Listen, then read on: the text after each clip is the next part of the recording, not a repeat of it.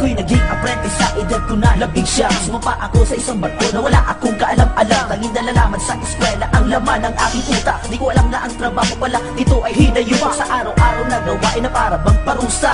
Wash, tape, titik, kalawang at pamimintura. Pagbabadeyo sa bodega, paglalatag ng kapal. Paglalagay ng lasing nasa kalyo ko'y nagpapakapal. And every time na duty ko, ako ang nagtitimon. Kailangan laging presensyo pero sa ko walang nakatuon. At pag ako ang lookout, ako matatengan ng barko. Kailangan kong i-record mga makikita at maririnig ko. And every 2 hours ay maglalagay ng observation, variation, deviation, and also wind direction. Galingan mo lang ang pagtimon, kailangan ay kay observer. At para di ka masabon ang naka-shooting officer. Marami ang may di alam kung gaano ba kahirap ang buhay ng pag-iisip na dati kong pinapangarap. Ngayon at nandirito ng takinang nilalasap, ako'y nakapagsabi ng nako ng pagkasaklap. Sa bawat pawis at dugo na aking inaalay, kahit pa isang pa ako na ay nasa hukay. Ang aking tinitiis, malayo man ako sa aking pamilya, dahil lahat ng to ay para sa kanila. Di ko malimutan mga trahedya na naranasan nung may kasalubong kaming bagyo at aming kinalaban. Sinubukan namin ng tindi at ang laki ng alon, hanggang sa mutik na kami malulutuluyan ng malamon. Lahat na kami nakalagjakit ang darasal na tahimik,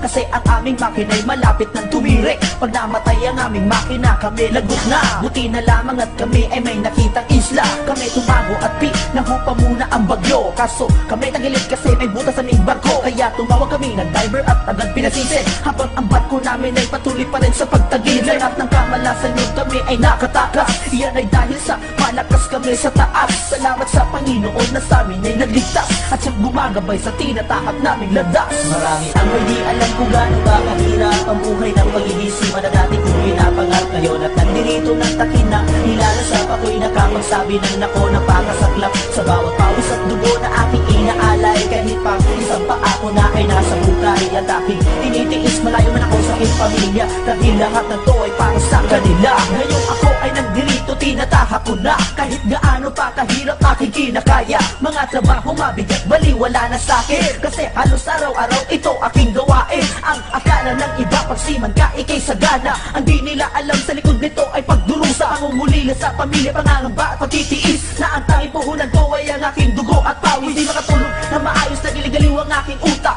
Tinatanong ang sarili kung bakit ko ba to tinahak ang trabahong ganito, ba't ba to napili ko? Siguro'y dahil nga sa pera, kaya ako ay nagsasakripisyo para maiamon sa kahirapan ng aking pamilya. Tinitiis ko lahat ng hirap dahil mahal ko sila.